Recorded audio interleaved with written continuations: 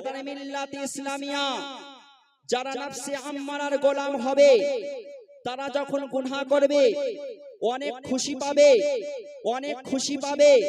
কিন্তু যারা নফসে মুতমাইন্নার গোলাম হবে, যারা নফসে মুতমাইন্নার অনুসরণকারী হবে, সুবহানাল্লাহ সুবহানাল্লাহ, গুনাহে কবিরা তো দূরের কথা, বড় গুনাহ তো দূরের কথা, তাদের কাছ থেকে যদি বাবাজি ছোট গুনাহ হয়ে যায় তাদের মনটা ছটফট ছটফট করতে থাকবে যে আমি কখন তওবা করে আমি আমার আল্লাহকে রাজি করব।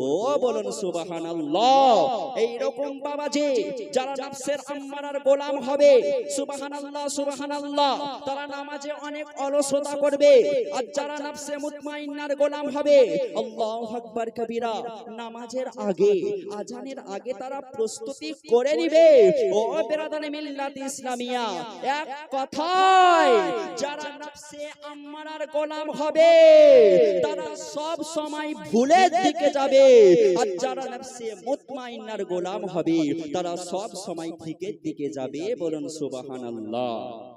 এই পৃথিবীর বুকে অনেক আল্লাহর ওলি গণেরা এসেছে।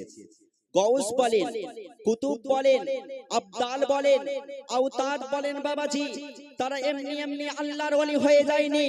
সুবহানাল্লাহ সুবহানাল্লাহ। তারা নফসে আম্মারার সঙ্গে যুদ্ধ করে নফসে মুতমাইন্না হাসিল করেছিল, তারপরে তারা আল্লাহর ওলি হতে পেরেছে। ও বিরাদারে মিল্লাত ইসলামিয়া, আপনারাও চেষ্টা করেন নফসে আম্মারাকে ত্যাগ করার, নফসে আম্মারার সঙ্গে যুদ্ধ করার আপনারা চেষ্টা করেন, আর নফসে মুতমাইন্না হাসিল করেন। যারা নফসে মুতমাইন্না হাসিল করে নেবে তারাই হলো কামিয়াব, তারাই হলো সফল, তারাই হলো জান্নাতি জান্নাতি জান্নাতি।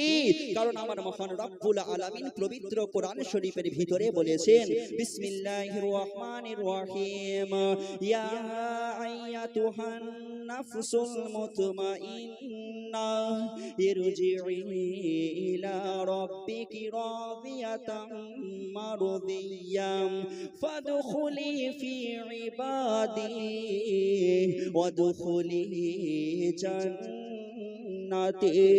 মহান রব্বুল আলামিন বাবাজি নফসে মুতমাইন্না মানুষদের দিকে মুখাতিব হয়ে বলতে লাগলেন, ওগো শান্তি মন ওলা মানুষ, তোমরা তোমার রবের দিকে ফিরে এসো, তোমরা তোমার রবের প্রতি খুশি আছো, তোমার রব তোমাদের প্রতি খুশি আছে। যাও যাও যাও, তোমরা তাড়াতাড়ি আমার মাহবুব বান্দার দলে ঢুকে যাও এবং তোমরা জান্নাতুল ফিরদাউসে চলে যাও। বলুন সুবহানাল্লাহ সুবহানাল্লাহ সুবহানাল্লাহ। প্রিয় ভাইরা গো, নফসে আম্মারা এমনি আপনি নফসে আম্মারাকে মারতে পারবেন না। নফসে আম্মারাকে মারতে গেলে সর্বপ্রথম মহান রব্বুল আলামিনকে ভয় ভয় করে চলতে হবে। আল্লাহু রব্বুল আলামিনের সমস্ত ইত্তিবাকে মেনে চলতে হবে। ভাইরা গো, আল্লাহকে ভয় করেন, আল্লাহু রব্বুল আলামিনকে যদি আপনারা ভয় করেন প্রিয় ভাইরা গো, আল্লাহু রব্বুল আলামিন তিনি তিনার হাকিকি মহব্বত আপনাদের দিলে প্রবাহিত করে দিবে। আল্লাহু রব্বুল আলামিনের হাকিকি মহব্বত যখন আপনাদের অন্তরের ভিতরে চলে আসবে, নামাজ পড়বেন তখন আপনি এত মজা পাবেন ভাইরা গো। নামাজ পড়ার সময় আপনি এত মজা পাবেন, এত মজা পাবেন যখন আপনি সিজদায় পড়বেন, সিজদা থেকে মাথা তোলার ইচ্ছা করবে না। প্রিয় ভাইরা গো, মহান রব্বুল আলামিনকে ভয় করেন।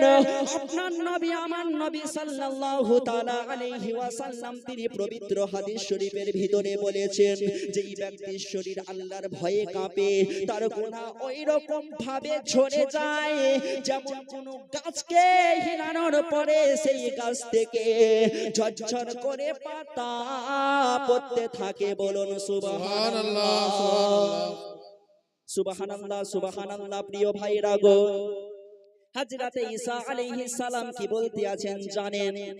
হযরতে ঈসা আলাইহিস সালাম বলতে আছেন, কোন মানুষ যদি আল্লাহর কথা ছাড়া মুখ থেকে অন্য কোন কথা বাহির করে তাহলে সেই ব্যক্তির দিলটা শক্ত হয়ে যায়, সেই ব্যক্তির হৃদয়টা শক্ত হয়ে যায়।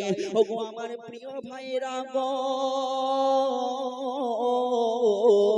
আপনারা আপনাদের মুখ থেকে বেফালতু কথা বাহির করবেন না প্রিয়, নিজেদের মধ্যে অত হাসি হাসা করবেন না আপনারা, কারণ আপনার নবী আমার নবী সাল্লাল্লাহু তাআলা আলাইহি ওয়াসাল্লাম তিনি পবিত্র হাদিস শরীফের ভিতরে বলেছেন, যখন কোন মুসলমানেরা বেশি হাসাহাসি করে, যখন কোন মুসলমানেরা বেশি হাসাহাসি করে তাদের দিলটা একদম অত্যন্ত শক্ত হয়ে যায়। বলুন আল্লাহু আকবার, আল্লাহু আকবার, আল্লাহু আকবার। ভাইরা গো, আপনারা সব সময় চুপ থাকার চেষ্টা করবেন প্রিয় ভাইরা, কারণ আমার রাসূল পাক বলেছেন, মান সাকাতা নাজা, যেই ব্যক্তিরা চুপ থাকলো সেই ব্যক্তিরা নিজাত পেল। বলুন সুবহানাল্লাহ।